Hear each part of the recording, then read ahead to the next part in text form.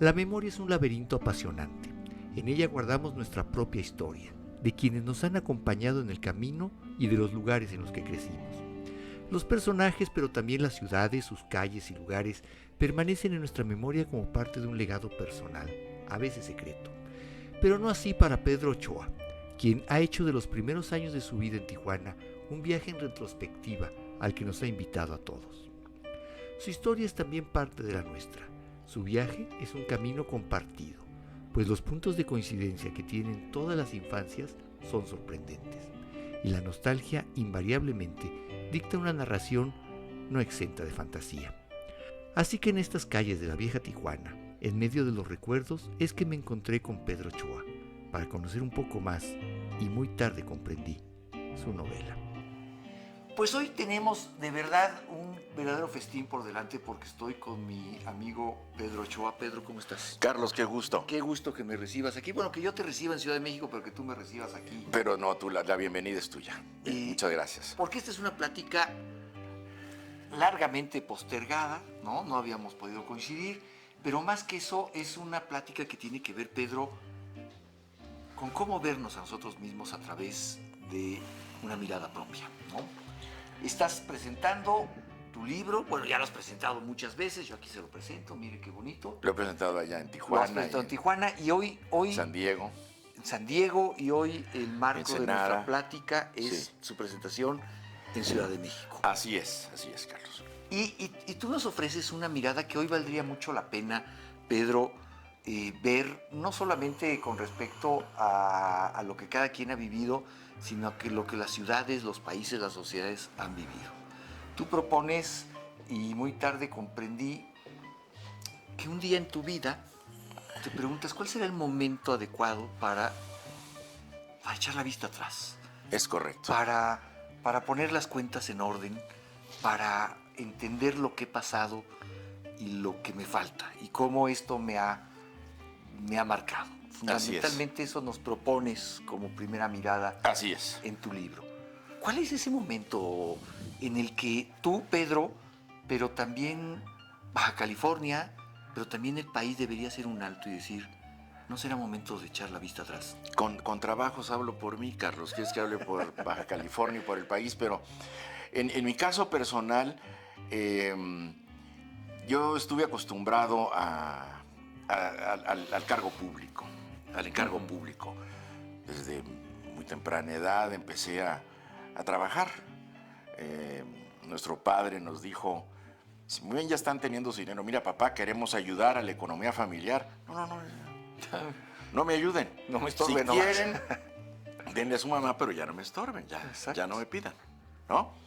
Oye papá, que ya, háganse cargos.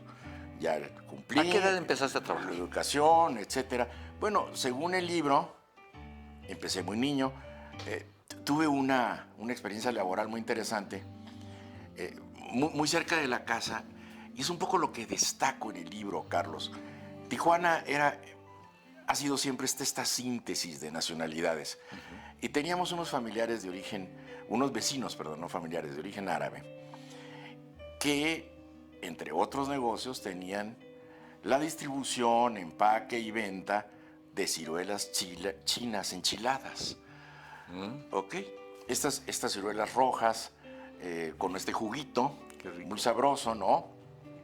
Se muere el señor, se muere el padre, digamos el encargado, el jefe de la familia, y me ofrecen una plaza ahí.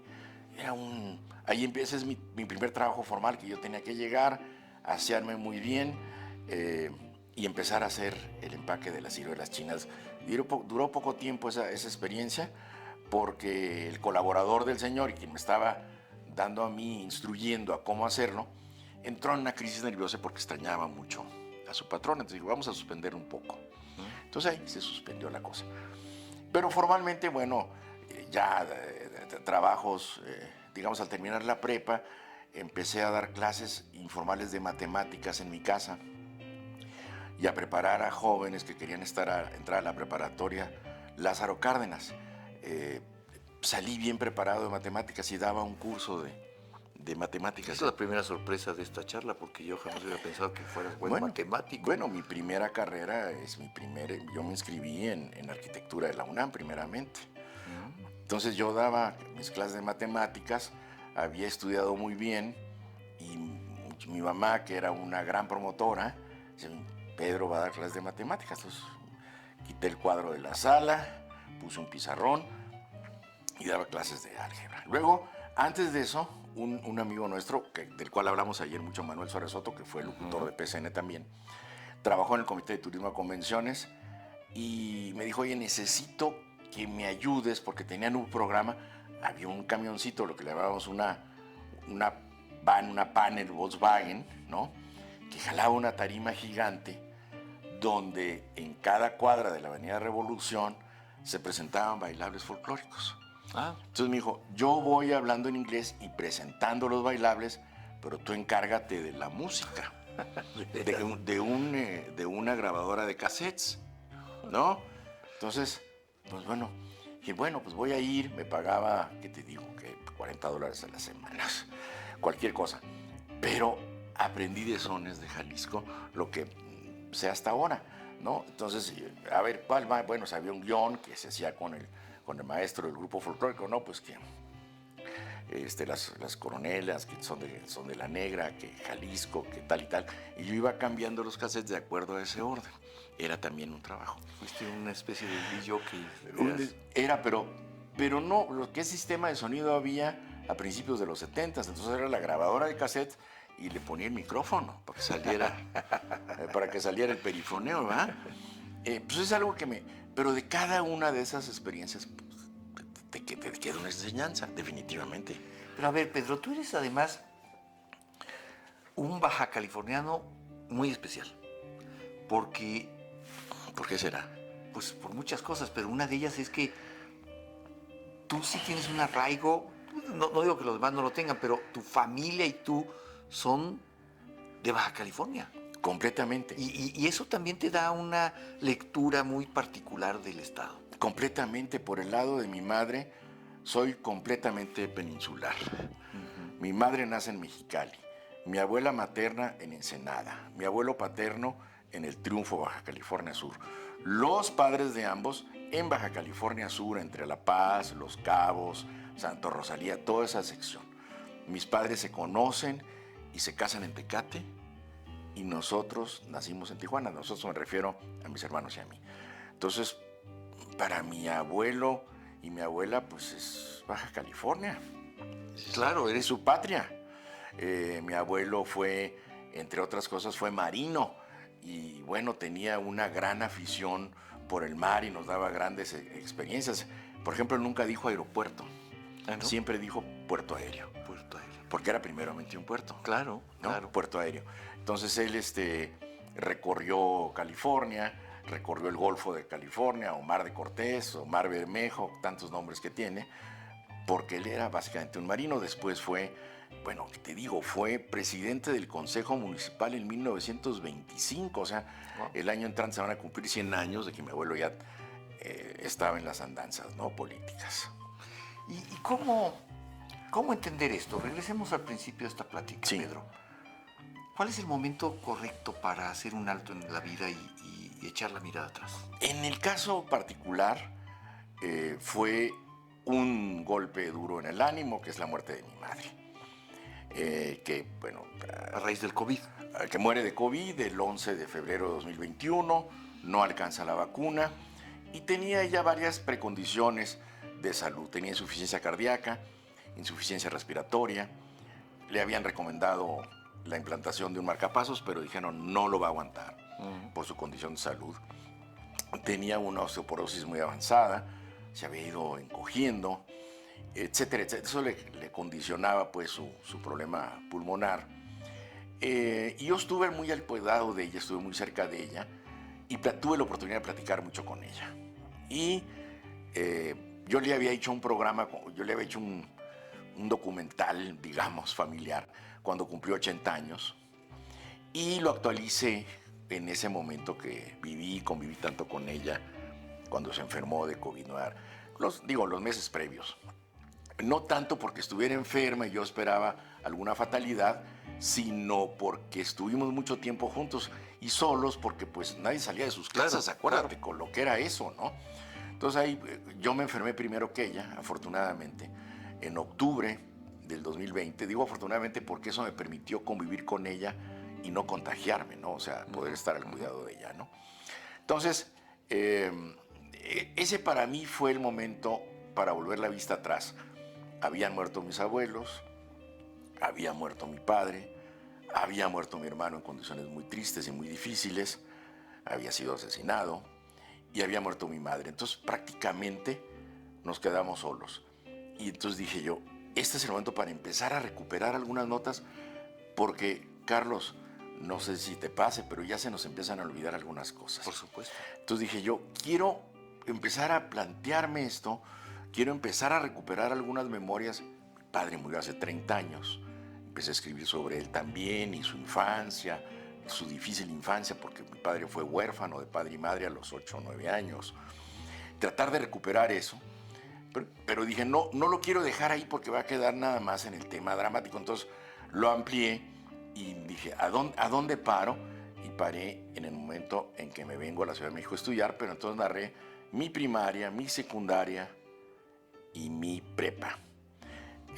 A través de una voz que es el voz narrador, que es el personaje, que nunca el escritor es el mismo, es un personaje distinto que el escritor construye, ¿no? Por eso es una novela, porque voy construyendo situaciones. ¿Cómo le llamas? Novelografía. Novelografía. Porque es una autobiografía novelada y yo el término lo encontré de un profesor español que dice que tiene mayor valor. En México le dicen autoficción, autobiografía novelada.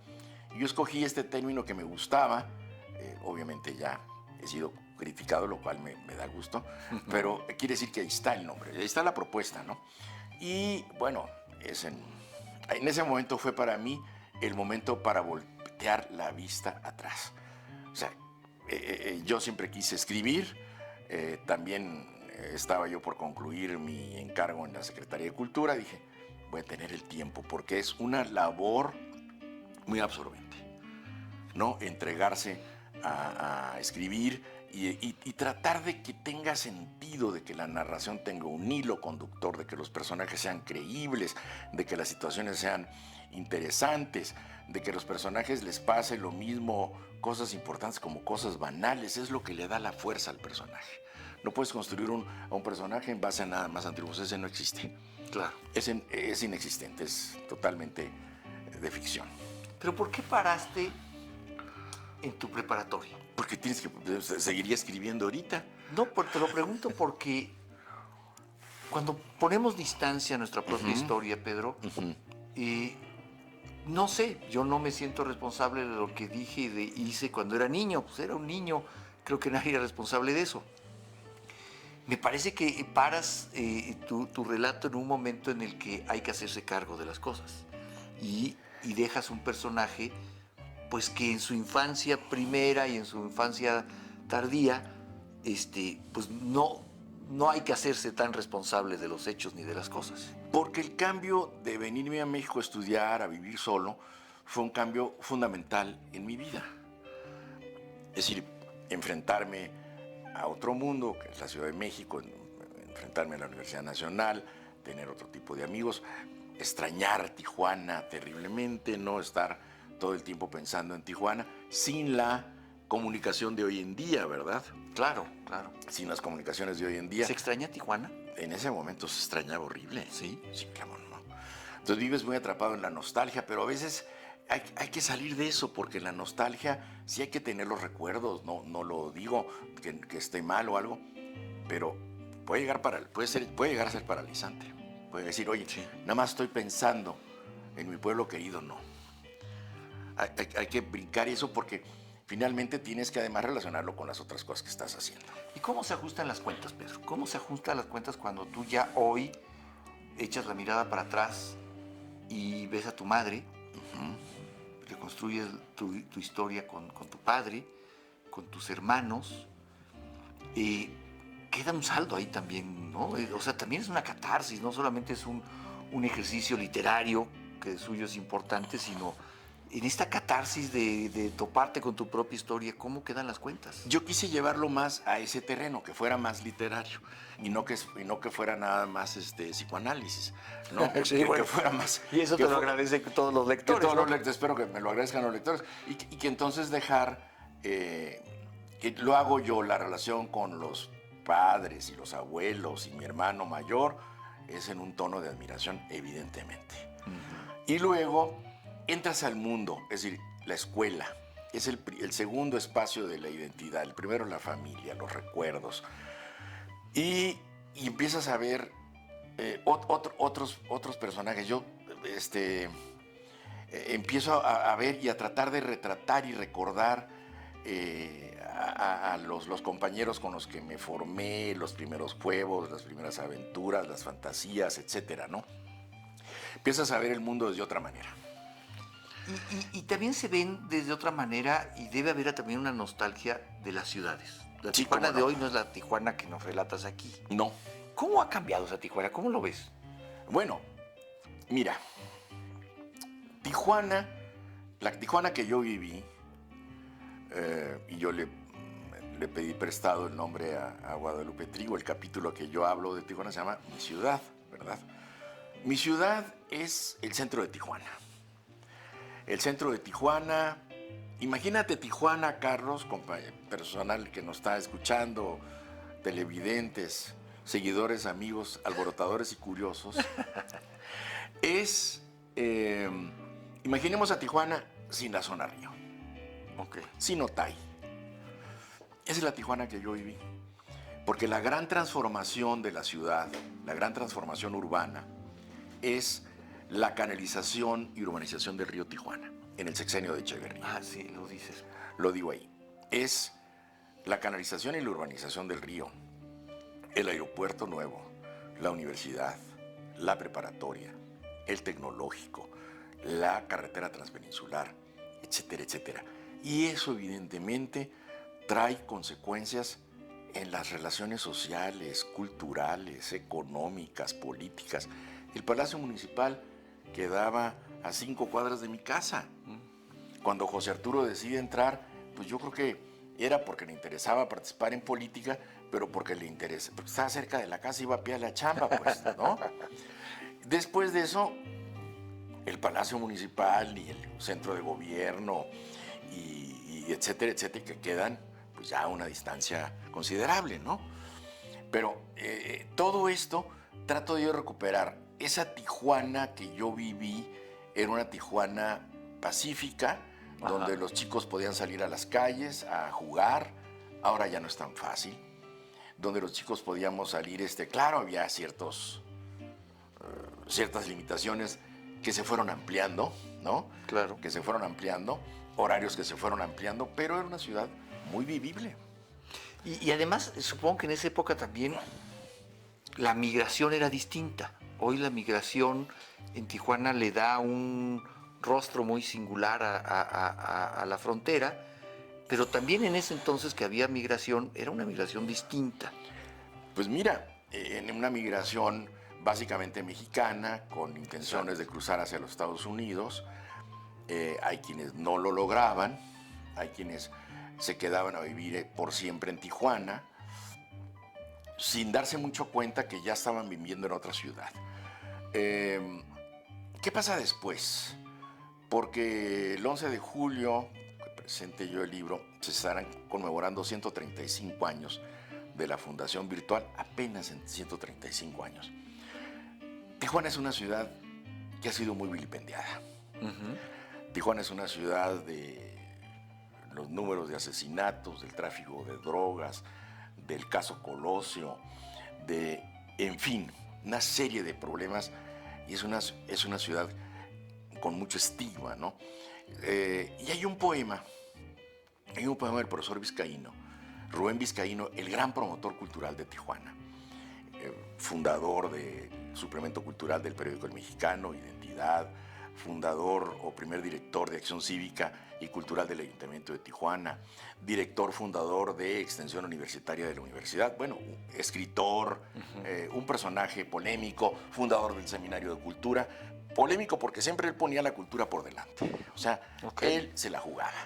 Eso ya es algo. Eso ya es en importante. una ciudad como Tijuana, ¿no? Claro. Él era director de Acción Civil, por tenerte un ejemplo. El alcalde de Tijuana dice que vería con simpatía la reinstalación de los casinos en Tijuana. Dijo, lo declaró, no ocurrió. Y con eso fue él y renunció. Nada más por la declaración. Bueno.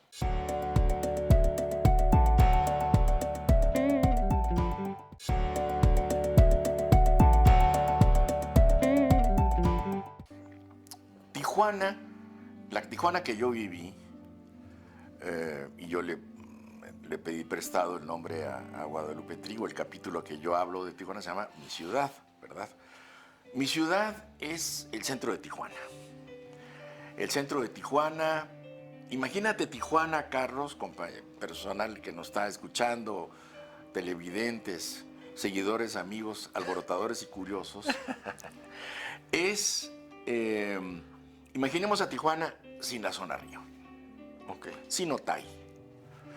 Esa es la Tijuana que yo viví. Porque la gran transformación de la ciudad, la gran transformación urbana, es la canalización y urbanización del río Tijuana, en el sexenio de Echeverría. Ah, sí, lo dices. Lo digo ahí. Es la canalización y la urbanización del río, el aeropuerto nuevo, la universidad, la preparatoria, el tecnológico, la carretera transpeninsular, etcétera, etcétera. Y eso evidentemente trae consecuencias en las relaciones sociales, culturales, económicas, políticas. El Palacio Municipal quedaba a 5 cuadras de mi casa. Cuando José Arturo decide entrar, pues yo creo que era porque le interesaba participar en política, pero porque le interesa, porque estaba cerca de la casa, iba a pie a la chamba, pues, ¿no? Después de eso, el Palacio Municipal y el Centro de Gobierno y etcétera, etcétera, que quedan pues ya a una distancia considerable, ¿no? Pero todo esto trato yo de recuperar. Esa Tijuana que yo viví era una Tijuana pacífica, donde los chicos podían salir a las calles a jugar. Ahora ya no es tan fácil. Donde los chicos podíamos salir, claro, había ciertas limitaciones que se fueron ampliando, ¿no? Claro. Que se fueron ampliando, horarios que se fueron ampliando, pero era una ciudad muy vivible. Y además, supongo que en esa época también la migración era distinta. Hoy la migración en Tijuana le da un rostro muy singular a la frontera, pero también en ese entonces que había migración, era una migración distinta. Pues mira, en una migración básicamente mexicana, con intenciones de cruzar hacia los Estados Unidos, hay quienes no lo lograban, hay quienes se quedaban a vivir por siempre en Tijuana, sin darse mucho cuenta que ya estaban viviendo en otra ciudad. ¿Qué pasa después? Porque el 11 de julio, que presenté yo el libro, se estarán conmemorando 135 años de la Fundación Virtual, apenas en 135 años. Tijuana es una ciudad que ha sido muy vilipendiada. Tijuana es una ciudad de los números de asesinatos, del tráfico de drogas, del caso Colosio, en fin, una serie de problemas, y es una ciudad con mucho estigma, ¿no? Y hay un poema del profesor Vizcaíno, Rubén Vizcaíno, el gran promotor cultural de Tijuana, fundador del suplemento cultural del periódico El Mexicano, Identidad, fundador o primer director de Acción Cívica y Cultural del Ayuntamiento de Tijuana, director fundador de Extensión Universitaria de la Universidad, bueno, escritor, un personaje polémico, fundador del Seminario de Cultura, polémico porque siempre él ponía la cultura por delante, o sea, él se la jugaba. Eso ya es algo. Eso ya es en una ciudad como Tijuana, ¿no? Claro. Él era director de Acción Cívica, por tenerte un ejemplo, el alcalde de Tijuana dice que vería con simpatía la reinstalación de los casinos en Tijuana. Dijo, lo declaró, no ocurrió. Y con eso fue él y renunció. Nada más por la declaración. Bueno. Había una cuestión ética también en Claro, él, ¿no? claro. Y hay un poema de Vizcaíno que dice, canción para que la canten los jóvenes. Y dice, hay otra Tijuana, de la que oímos hablar poco. Una Tijuana dulce, una Tijuana del trabajo, la Tijuana de las fábricas, de las aulas. Dice, a esa le canto yo. Y yo quiero decir que en esa Tijuana estoy yo y hay este libro. No está en el escándalo, no está en el crimen, no está en los highlights negativos que tiene Tijuana, sino que mi familia, los trabajos de mi padre, de mis hermanos y de un servillete de mis amigos, nos movimos en esa otra Tijuana de la que habla Vizcaíno. La Tijuana de la difusión cultural, de la educación. Por eso mis grandes personajes, también lo verá usted en el libro, Carlos, pues son mis maestros, Claro. mis grandes formadores.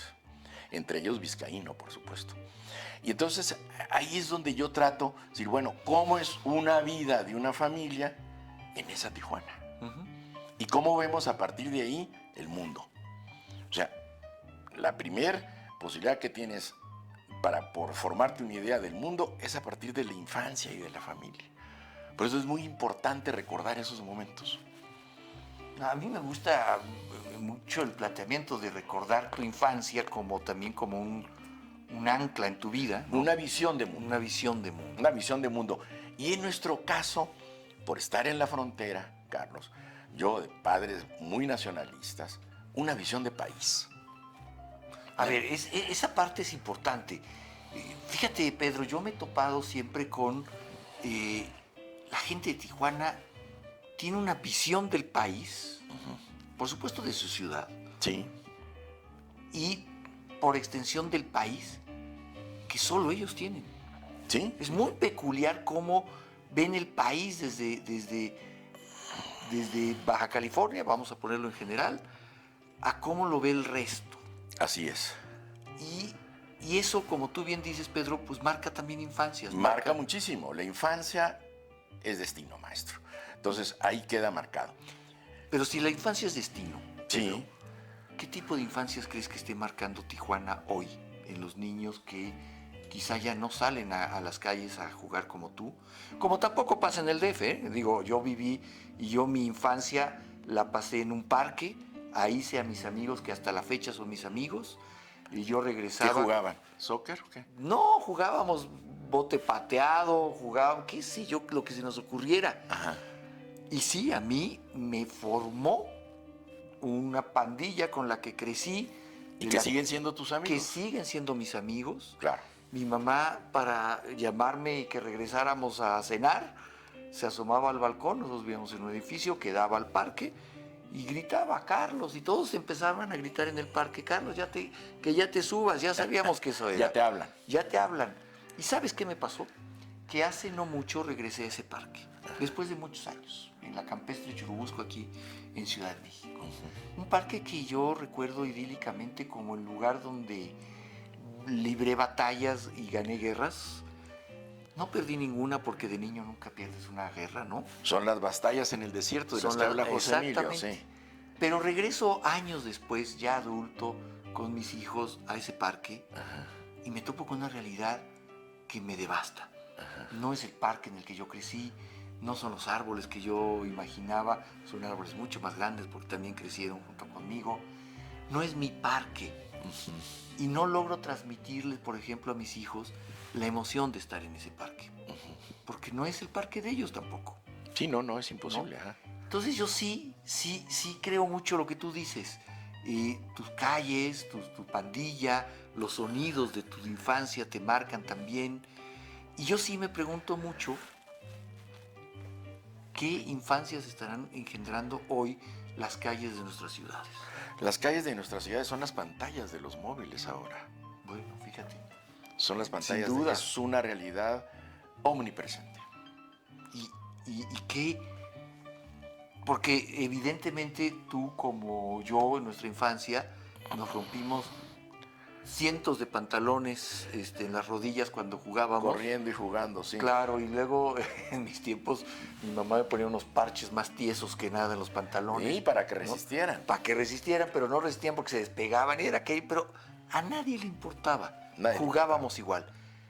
Y hoy, a la luz de eso, pues yo digo, tuvimos suerte en tener las ciudades que tuvimos en nuestras infancias.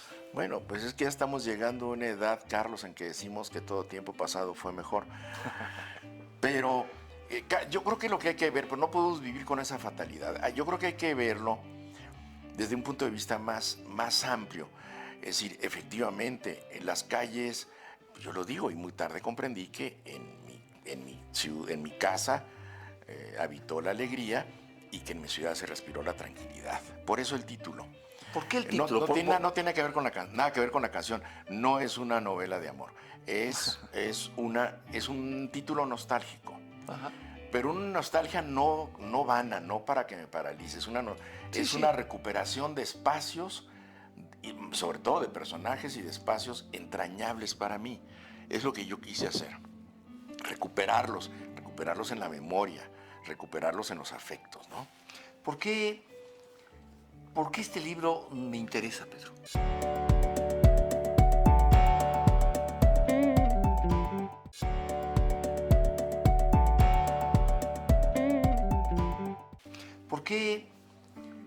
¿Por qué este libro me interesa, Pedro? ¿Por qué tu infancia? ¿Por qué tu vida? ¿Por qué tu recapitulación de esta parte importa? Porque tú participas en un programa muy importante, muy visto, con una alta audiencia de Tijuana, Baja California, con el señor Martín Borchardt. Y que si quieres saber un poquito más de Tijuana, y dices, ay, no me voy a ir al libro de historia, no quiero empezar a oír cines, vas a ver la historia con minúsculas. No la historia con letra de oro, no la historia formal de los grandes personajes, sino cómo era la vida, cómo es o cómo ha sido la vida cotidiana en Tijuana. Y es como inscribirlo en la historia de las costumbres, ¿no? Okay. Sí, en la historia de las culturas. Como yo te decía, esta visión nacionalista de mi padre, de mi abuelo, que mi abuelo y mi padre y mi mamá también se ponen de acuerdo para que en 1967, es decir, yo no había cumplido 9 años, visitáramos a los primos de Ciudad de México. Ándale. Volamos solos en el avión, pero los tíos de la Ciudad de México, Lázaro, Guillermina, Federico, Beatriz, nos han hecho una agenda espectacular que a José Arturo y a mí nos marcó muy sanamente. Vamos a ir entre semana a los museos de la Ciudad de México. Ya sabemos, Castillo de Chapultepec, Museo de Antropología, Palacio de Bellas Artes, Ciudad Universitaria, etcétera, etcétera, etcétera. Vamos a subirnos a un tramo del metro que ya está iniciado, bueno, etcétera. Un año antes de las Olimpiadas de 68. Y eso no se nos olvidó nunca. Eso no se nos olvidó. Entonces, en mi pequeña escala, yo lo hice con mis hijos. Y bueno, tengo un hijo que estudió letras y otro hijo que estudió artes. Entonces, es también mucho crearles esos intereses a los chavos, ¿no? Regresando y respondiendo tu pregunta. Entonces, estábamos y luego veíamos los libros de texto y empezábamos a ver el despliegue, algunos ilustrados por Diego Rivera, algunos ilustrados por grandes pintores mexicanos, y veíamos la vida del campo. Oye, papá, ¿qué es esto? ¿Dónde? No, es que así es la vida en el rancho. Entonces los voy a llevar a mi tierra en Sinaloa. Entonces, esas vivencias son inolvidables. Esas vivencias son inolvidables y es lo que traté de plasmar acá también.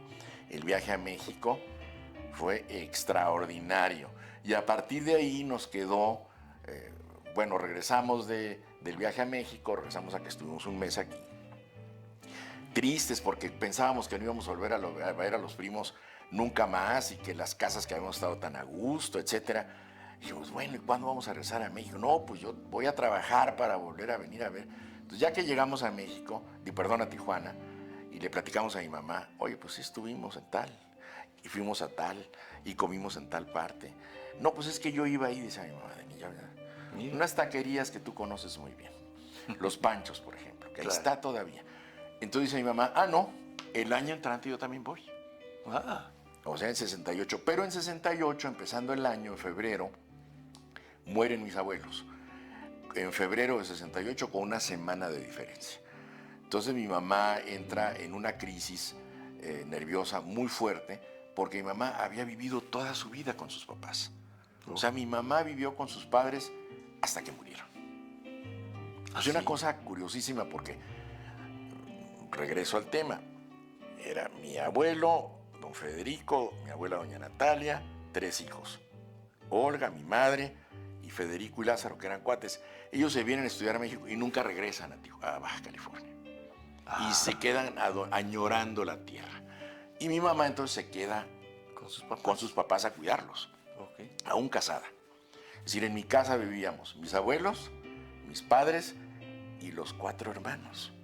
O sea, era una cosa, imagínate cuando nos sentábamos a desayunar. ¿Qué es la casa, Pedro, en la que sigues viviendo? En la que sigo viviendo. ¿Qué es esta? Es la portada, Es es la fachada de la casa. Esta es la casa de Pedro Ochoa, en Tijuana. Fíjate. Exacto. Qué bonito. Que ahora es una biblioteca muy desordenada. Bueno, está muy bien. ¿Cómo fue en esta infancia que nos relatas tu relación con los Estados Unidos? Porque la frontera pesa. La frontera pesa, sí. Sí. La relación con la frontera y con California, sobre todo, particularmente con California, no conocimos más allá de eso, era una cosa cotidiana. Sí, mi papá, que era muy nacionalista, yo quiero insistir en eso, iba a San Diego a 2 cosas. Nos llevaba cada domingo al zoológico, hasta cierta edad, y luego al béisbol, porque era gran aficionado. Y ya después, yo creo que le daban flojera las corrientes. Estoy hablando de una infancia en que no había colas para cruzar, que hacía 5 minutos, Claro. 10 minutos. Media hora era un escándalo, ¿no? Entonces, pero vuelvo al caso de la familia de mi abuela materna, de los Moreno. Todas sus hermanas se fueron a vivir a California. Y ella decidió quedarse a vivir en México, con mi abuelo y obviamente con mi mamá y mi papá. Entonces, teníamos familiares allá. Entonces, toda la parte de las costumbres de las fiestas americanas es por nuestras tías de San Diego. Que si vamos, que vénganse a cenar a Thanksgiving, que la Navidad, entonces mi tía se disfrazaba de Santa Claus, nos regalaba dulces, todo el tiempo era fiesta, etcétera, etcétera. Y ellas empezaron a pasar con nosotros, se vinieron a pasar con nosotros a celebrar la Navidad y Año Nuevo porque se sentían más a gusto en México. Entonces llegaban las tías María y Anita, Valverde se apellidan, ahí están en el libro. Valverde porque el papá era español y la mamá mexicana, pero nacidas al otro lado. Imagínate, llegaban a la casa y me decían, mijitos, yo les voy a hacer la cena, voy a preparar tal, compré unos steaks de este grueso, decía la tía, ¿cuántos va a querer cada quien? Y llega y dice, pero tráiganme un tequila Orendain. Y entonces de 15 años íbamos a la licorería, decía, ¿para quién es? No, pues para mi tía. Salúdame a tu familia, decía don Nacho. Muy bien. ¿De veras? Entonces regresaba yo de la licorería, ahí pendiente que la tía no se fijara mucho de los cambios y ya. Pero de esa edad podía salir yo, me empacaban la botella de tequila Orendain en papel periódico para que pudiera yo cargarla y llevarla. La hija menor de los Valverde, mi tía más joven de todos ellos, porque eran muchos, eran Pepe, Anita, Dora, etc., cada quien con su actividad. Pero la menor de ellas, Norma Valverde, fue muy formativa para nosotros porque ella ingresó al Servicio Exterior estadounidense. Estuvo en Sudamérica, porque, bueno, hablaba perfecto español, padre español, madre mexicana, y en escuelas americanas. Y fue la más formada académicamente, y pues, estuvo en España, etc. Y entonces, cada vez que venía ella en vacaciones del Servicio Exterior, o pedía licencia para venir a ver a su familia, o sea, pedía ir a ver a su prima Olga y a su tía Natalia, mi madre y mi abuela respectivamente. Y siempre nos traía una novedad. Nos traía una novedad y generalmente... ¿Qué eran esas novedades? Y generalmente, mira, un día nos llegó con un disco de bossa nova y dice, acabo de estar en Brasil y esto es lo que se escucha. Ah, bueno. Entonces imagínate cómo nos abría mundos. Claro. Eso. Otro día llega con uno de los pocos discos que graba María Félix cantando Agustín Lara, dirigida por Rubén Fuentes. Ahora les traigo este disco. Cosas completamente de colección. Y luego un día llega y dice, oye, ustedes son de Tijuana. ¿No han oído a Tijuana Brass? Y nos llega con los discos. Y eso pues enriquecía mucho la conversación. Pues yo era un chavo, pero escuchaba a mis padres con mis tías hablar y escuchar estos discos que eran cosas que yo normalmente no escucharía en Tijuana. Claro. Que normalmente no escucharía en Tijuana, ¿no? Luego tú, Pedro, pues ya en tu ejercicio profesional, viviste muchos años en San Diego. Estuviste encargado de la cultura en el Consulado de México en San Diego. Sí. Muchos años, ¿qué? 11 o Pero no viví ni un año, viví en Tijuana. Ah, ¿vivías en Tijuana? Viví en el freeway, en la vida real, pero porque me tocó ser nombrado director, o agregado cultural es el nombre formal, después de los atentados de las Torres Gemelas de Nueva York. Ah. Entonces las condiciones de cruce y de vida en Estados Unidos se complicaron. Claro. Sí, todo se hizo mucho más difícil. Y entonces llegué a un acuerdo con el consulado y me voy a quedar a vivir en Tijuana para ir y venir, lo cual enriquecía mucho la función porque muchas actividades que yo podía programar en San Diego era en mi relación con el medio cultural de Tijuana, ¿no? Y te pregunto esto, Pedro, porque yo siempre he sentido que la gran mayoría de los fronterizos, en todas las fronteras, pero más marcadamente en Tijuana, no, siempre tienen una parte de su corazón aquí y de su intención allá. Vivir en la frontera es como vivir también en un país distinto que está dividido por una frontera, pero que ellos quieren estar en los dos. Y yo lo que percibo en tu relato es también este orgullo por Tijuana, ¿no? Lo cual ya de suyo es muy importante, por México, pero no puedes estar exento también de que es una ciudad que vive pendiente de lo que pasa al otro lado. No, yo diría que en el caso nuestro y de muchas familias de Tijuana, nuestra visión de mundo se enriquece con la frontera. Es decir, las fronteras te enseñan a ver el mundo de dos maneras distintas y eso enriquece desde el punto de vista formativo, desde el punto de vista cultural. Pues es muy interesante tener estas dos visiones. Hay un diálogo, fíjate, aunque conozco otras películas, pero voy a citar esta. Hay un diálogo en la película de Selena, ¿no? Y ellos pues son de origen mexicano.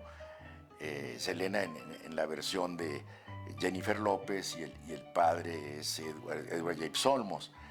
Abraham, creo que se llama Quintanilla, el padre de Selena, se apellida, no me acuerdo el nombre. Y entonces le dicen, es que a nosotros nos obligan, por estar de este lado, conocer las dos cosas. Tenemos que saber quién es Pedro Infante y José José y Frank Sinatra y la música en inglés. Claro. O sea, Tony Bennett, o sea, tener estas dos visiones. Yo digo que es una visión enriquecida, ¿no? Así lo pienso y nos ha servido muchísimo, ¿no? Pedro, ya estamos por terminar, pero... ¿Tan pronto? Tan pronto. Te dije que iba a ser una entrevista larga, que se iba a ser corta, ¿no? Sí. Pero me quedo con tu libro, sí, señor. Me quedo con tu relato. ¿Y con qué esperarías tú que un lector aquí en Ciudad de México que compre tu libro se quede? Porque yo me quedo contigo, tú eres el personaje, te conozco, te quiero, te estimo mucho. Te ciega eso. Claro, entonces yo digo, esta es la historia de mi amigo, ¿no? Y me emociona mucho leerla porque, pues eso, eres mi amigo. Pero un lector que no conozca, diga, está interesante, y lo lea, ¿con qué se queda? Bueno, yo para evitar eso de que si no tengo intereses en la frontera o en lo que es este señor Ochoa, yo quise que el libro tuviera, no sé si lo logro, tuviera calidad literaria y fuera leído por la manera en que está hecha. Fuera leído o sea, yo puedo leer una historia del siglo XIX, francesa o española, no por tanto que tenga yo interés, sino en la manera en que me es presentada, ¿no? En el libro hablaremos, se habla de educación, se habla de una formación familiar, tiene ironía, tiene cierto sentido del humor, humor negro, hay un gran capítulo, el capítulo de mi padre, trato mucho la Revolución Mexicana, y luego esta transformación de Tijuana, cómo nos lleva a otros mundos. La preparatoria, que no hemos hablado casi de eso, es la parte definitiva de nuestra formación. Es decir, en la preparatoria llega un momento en que, imagínate una Tijuana cuando la generación anterior a mí tenía que salir porque no había ni prepa. Claro. Tenía que salir a estudiar en Guadalajara o en la Ciudad de México. Así es. Y una época en que acaba de ocurrir el 68, todas las universidades que le dicen aquí, ¿por qué le dicen universidades de provincia? Las universidades de los estados, porque esta es una república. Era prácticamente un hecho clandestino ser estudiante universitario. Universidades cerradas, tomadas por el ejército, estudiantes desaparecidos, un ambiente difícil. Y entonces en ese momento se crea una preparatoria federal que empieza a funcionar en lo que fue el Casino de Agua Caliente. Imagínate tú, Carlos, el honor y el alto símbolo que es la prepa o el centro cultural que funda Lázaro Cárdenas, que se lo quita del casino y lo convierte en centro educativo, transformando en ese momento Tijuana, para que Tijuana tuviera otras opciones de vida, no para que todo el mundo se dedicara al medio del casino. Puede ser que a mucha gente le guste, pero a mucha gente puede que no le guste, ¿verdad? Entonces se crean otras opciones económicas, formales, de relaciones sociales, y nos toca ver la transformación de nuestra preparatoria. Y un compañero nuestro, te va a sonar el nombre, Amador Rodríguez Lozano, le pide al presidente Echeverría un viaje a Cuba.